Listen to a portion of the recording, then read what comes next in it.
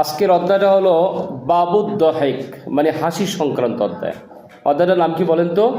হাসি সংক্রান্ত, যে আমরা কিভাবে হাসি দেব, হাসবো, এই সংক্রান্ত অধ্যায়, ঠিক না?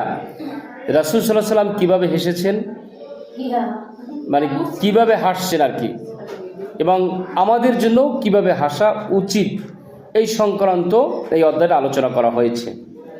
যাই হোক, আল্লাহ তাআলা কাফিরদের উপহাসের হাসিকে নিন্দা করেছেন। কাফেররা অনেক সময় উপহাস করে হাসে না, এই হাসিটাকে নিন্দা করা হয়েছে। শুধু কাফেররা না, যে জাকি অনেক সময় আসে দেখবেন যে ইনকার করে, গ্রামের ভাষা যেটা বলে, কাউকে অহংকার করে, ব্যঙ্গ করে, এরপরে হাসে না কাউকে হ্যাঁ প্রতিপন্ন করার জন্য।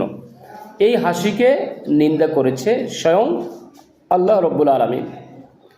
কিন্তু মুমিনদের মুস্কি হাসির কথা, মুমিনদের যে মুস্কি হাসি, এই হাসির কথা কোরআনে বর্ণিত হয়েছে। সাধারণ হাসি, মুস্কি হাসি, অট্টহাসি নামে বিভিন্ন ধরনের হাসি থাকলেও বিশেষ করে হযরত নবী করিম সাল্লাল্লাহু আলাইহি ওয়াসাল্লাম এর হাসির ধরন কেমন ছিল তা হাদিস শরীফে বর্ণিত হয়েছে। অট্টহাসি হলো অমঙ্গলের কারণ, কোনো ভদ্র জ্ঞানী লোক এরূপভাবে হাসতে পারে না। পক্ষান্তরে মুস্কি হাসি নবী, রসুল ও বুজুর্গদের স্বভাব তথা সুন্নাত। প্রথম হাদিস শুনে, হাদিস নং 93 মেন বইয়ের। হাদিসটা হলো আন আয়েশা রাদিয়াল্লাহু তাআলা আনহা ক্বালাত মা রাআইতু নবী সাল্লাল্লাহু আলাইহি ওয়াসাল্লাম মুস্তাজমিআন দাহিকান হাত্তা আরা মিনহু লাহাওয়াতিহি ইন্নামা কানা ইয়াতাবাসসাম, রাওয়াহুল বুখারী। হযরত আয়েশা সিদ্দিকা রাদিয়াল্লাহু তাআলা আনহা হতে বর্ণিত, তিনি বলেন, আমি নবী করিম সাল্লাল্লাহু আলাইহি সাল্লামকে কখনো এমনভাবে অট্টহাসি অবস্থায় দেখিনি যাতে তার জিহ্বার মূল অংশ দেখা যায়, বরং তিনি কেবল মুস্কি হাসি হাসতেন। সহিহুল বুখারী 6092 নং হাদিস, 6092তম হাদিস। এখন অনেক সময় এই হাসে না, হাসলে একবার জিহ্বার একাল গোড়া পর্যন্ত দেখা যায়, এই হাসিটা কিন্তু সম্পূর্ণ নিষিদ্ধ। সম্পূর্ণ কি নিষিদ্ধ। এখন আসি আমরা, হাসি কয় প্রকার, এই হাসির প্রকারগুলো কি কি এটা আমরা জানব।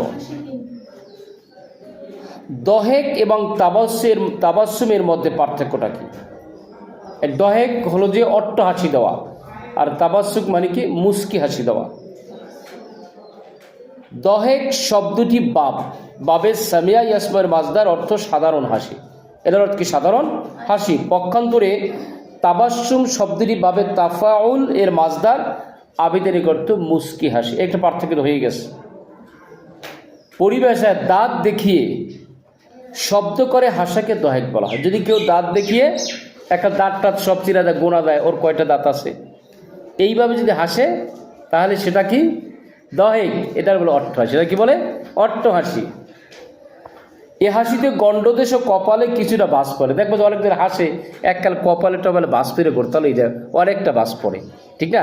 এইখানে এটারে বলে দহেক। চোখের কোণ এককাল সংকুচিত হয়ে যায়, হাসতে হাসতে চোখের কোণটা এককালে ছোট হয়ে যায়, দেখবে যে এককাল মণি কোঠায় বুঝে ঢুকে যায়। এটার কি বলে? এইটার বলে দহেক। এটার কি বলে? দহেক। এই হাসিটা হাসা যাবে না। পক্ষান্তরে তাবাসসুম হলো মানে এমন হাসি যাতে কোনো শব্দ নেই, কোনো শব্দ হবে না, কোনো শব্দ হবে না। মুখমণ্ডল ও চেহারায় হাসির ভাব পুরোপুরি প্রস্ফুটিত হবে, তবে দাঁত দেখা যায় না। মানে একবারে ওই যে হাসতেছো, মানে একবার হাসবে মুখে, মানে একবারে তার চেহারায় তার অবয়ব ফুটে উঠবে, সে হাসতে আছে, কিন্তু সে হাসিটা কোনো আওয়াজ হবে না, একেবারে সাইলেন্টলি উইদাউট সাউন্ড, মানে শব্দ ছাড়া যদি হাসা হয় তাহলে সেটাকে বলা হয় কি তাবাসসুম। সেটাকে বলা হয় কি তাবাসসুম বলা হয়। শোনেন, খেয়াল করেন, আওয়াজ করে হাসা এটা কোনো ভদ্রলোকের কাজ হতে পারে না।